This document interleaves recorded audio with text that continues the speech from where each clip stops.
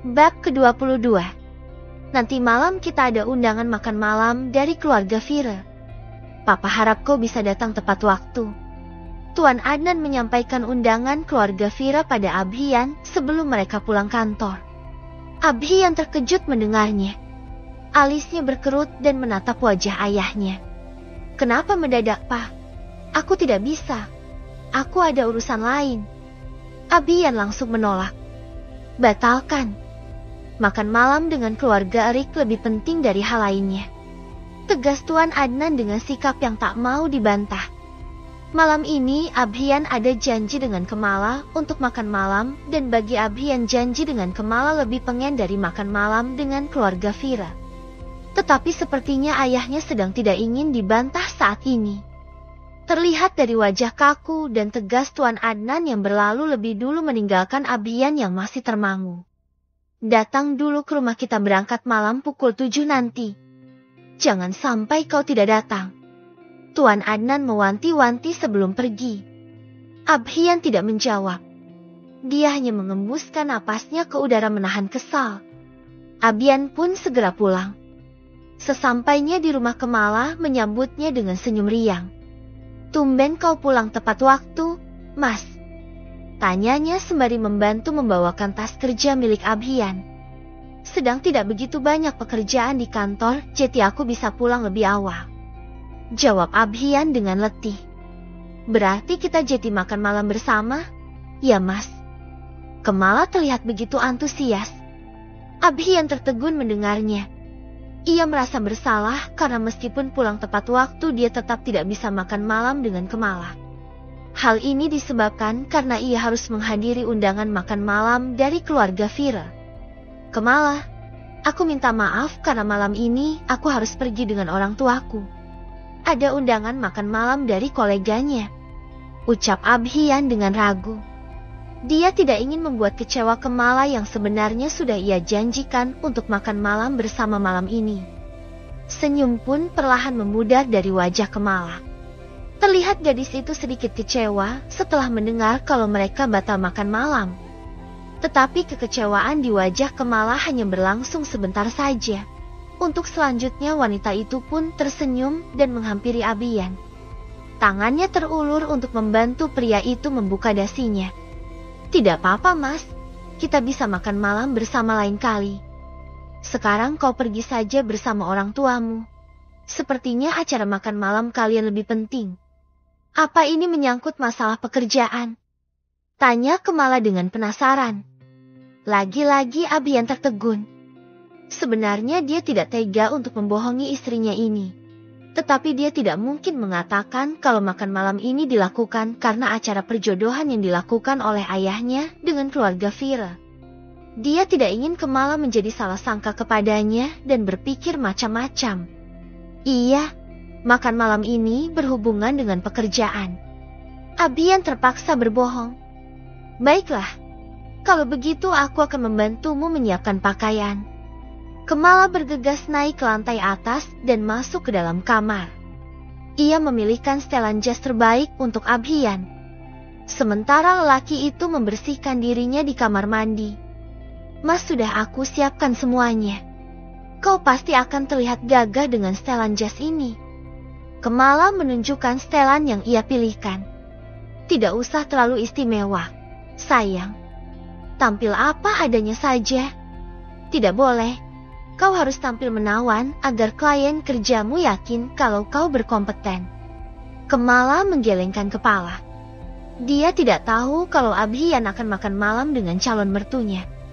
Abhian yang merasa bersalah pun menghampiri Kemala. Ia memeluk tubuh Kemala dengan lembut. Aku tidak peduli dengan penampilanku di hadapan orang lain. Aku hanya ingin tampil menawan di hadapanmu. Bisik Abhian dengan romantis. Kedua pipi Kemala mendadak terasa hangat. Sehangat hatinya yang berbunga mendengar gombalan maut dari Abhian. Berhenti merayuku, Mas. Tanpa kau rayu aku pun tetap akan cinta padamu. Kemala yang sekarang lebih berani mengekspresikan rasa sayangnya itu mencubit gemas pinggang suaminya yang hanya tertutup batrop warna putih. Ini bukan kata rayuan, tapi ini kata hatiku. Kemala, Abhian tersenyum tulus. Ah, sudahlah. Makin meleleh saja hatiku nantinya. Kemala mendorong dada bidang Abhian perlahan. Pipinya merona merah karena malu. Cepat kau ganti baju. Sekarang sudah jam 6 lewat, jangan sampai kau telat nantinya. Abhian hanya tersenyum melihat Kemala yang bergegas pergi dari kamar mereka. Tepat pukul 7 Abhian dan keluarganya pergi ke rumah Vira. Ternyata benar dugaan Abhian kalau Vira adalah anak dari keluarga berada. Rumah keluarganya pun sama megahnya dengan rumah keluarga Abhian. Memangnya benar Vira anak saudara jauh kita apa? Tanya Abhian penasaran saat mereka akan memasuki teras rumah besar itu. Iya, benar. Mereka masih ada hubungan darah dengan keluarga kita meski sudah lumayan jauh. Makanya Papa ingin menjodohkan kalian untuk mempererat tali persaudaraan di antara kita. Jawab Tuan Adnan dengan tenang. Nyonya Rosita yang berjalan di samping Tuan Adnan merasa sedikit kesal. Kenapa bukan Raditya saja yang mendapatkan kesempatan perjodohan ini? Dalam hal ini, Nyonya Rosita merasa diperlakukan tidak adil. Dulu saat ada perjodohan dengan gadis miskin seperti Kemala, Tuan Adnan malah memaksa Raditya untuk menikahinya. Dan sekarang giliran ada gadis kaya dia malah menjodohkannya dengan Abhian. Benar-benar tidak adil. Selamat datang calon besan. Tuan Erik menyambut hangat kedatangan keluarga Abhian. Di sana sudah ada Vira yang berdandan sangat cantik malam ini. Gadis bertubuh semampai itu memakai dress berwarna dusty yang terlihat sangat elegan dan cantik. Selamat malam Om, Tante. Vira langsung menyapa Tuan Adnan dan Nyonya Rosita. Oh, Jeti ini anak Vira. Cantik ya? Pantas saja Abhian suka. Ucap Nyonya Rosita sok tahu. Abhian menghela napasnya mendengar kata-kata ibu tirinya itu. Menjengkelkan. Siapa juga yang suka dengan Vira? Acara makan malam pun berlangsung hangat dan akrab. Ternyata selain alasan perjodohan, kerjasama di antara dua perusahaan pun menjadi pertimbangan. Membuat Abhian merasa jengah mendengarnya. Setelah makan malam selesai, Vira mengajak Abhian keluar. Mereka pergi ke taman belakang dan duduk di sebuah gazebo yang ada di sana. Kau terlihat gagah Abhian. Aku sepertinya semakin menyukaimu. Vira memandang takjub pada wajah Abhian. Gadis itu beringsut mendekat ke arah Abhian dan ingin menyandarkan kepalanya di bahu bidang Abhian. Tetapi dengan cepat tangan Abhian menolaknya. Berhenti bertindak seolah-olah kita sudah dekat Vira. Dari awal aku sudah mengatakan kalau aku akan menolak tegas perjodohan ini. Kalau kau mau menolak, kenapa tidak katakan dari sekarang?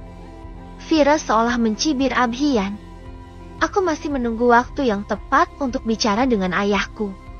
Tapi aku pastikan kalau aku tidak akan setuju dengan perjodohan ini. Tegas Abhian.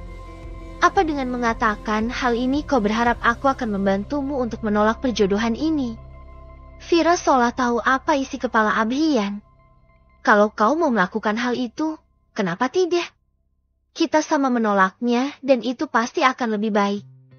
Kau tentu tidak mau kan mempunyai seorang suami yang hatinya tidak pernah bisa mencintaimu. Aku sudah memiliki kekasih dan aku tidak mungkin menikah denganmu. Aku tidak mencintaimu, Vira. Tegas Abhian. Sepasang mata bermanik coklat itu menatap wajah Abhian dengan begitu lekat, seolah ingin menyelami hati pria tampan tersebut. Namun semakin ia menatap wajah Abhian, semakin Vira merasa terpesona oleh ketampanannya. Jantungnya bahkan berdebar kencang. Ia tidak tahu kenapa ia begitu sangat menyukai Abhian.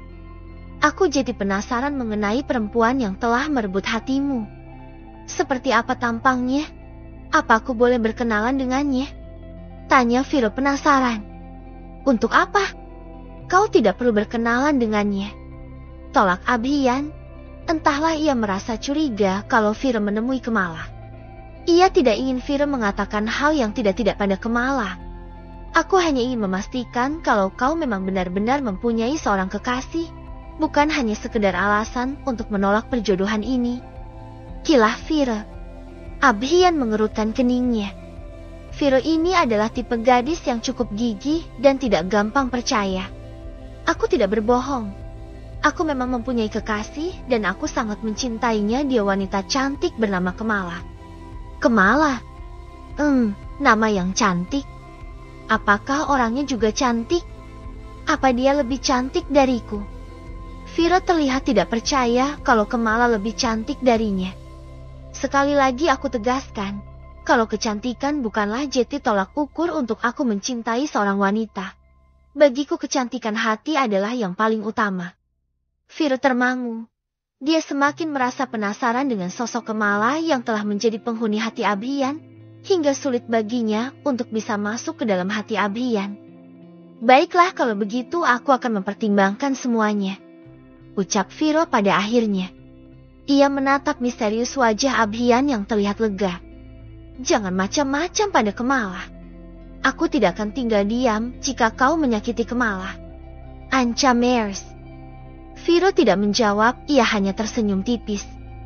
Bukan Viro namanya jika ia menyerah. Didorong rasa penasaran, Viro menyewa seseorang untuk menyelidiki keberadaan Kemala. Gadis itu sekarang kuliah di Universitas Pelita Harapan. Nona. Begitu informasi yang didapat oleh Viro dari orang suruhannya. Viro tertegun mendengarnya.